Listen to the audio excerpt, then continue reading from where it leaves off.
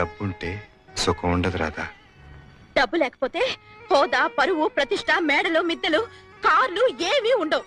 అవన్నీ ఉంటే సుఖం ఎవరి కోసం ఉండదట. మిమ్మల్ని పెళ్లి చేసుకుని మాత్రం ఏం లాభం పొందాలండి.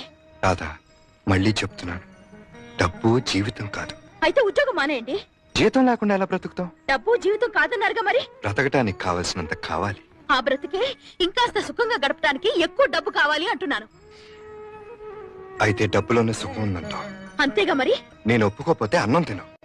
పచ్చి మంచి నీళ్లు కూడా ముట్టుకోను. ఓకే, నువ్వు డబ్బుతోనే సుఖపడతాను అంటున్నావు కనుక, నేను డబ్బు సంపాదించలేను కనుక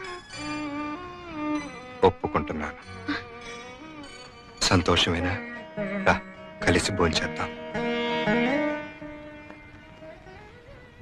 తర్వాత ఈ అవకాశం నీకు మళ్ళీ దొరకపోవచ్చు. డబ్బుంటే సుఖం ఉండదు.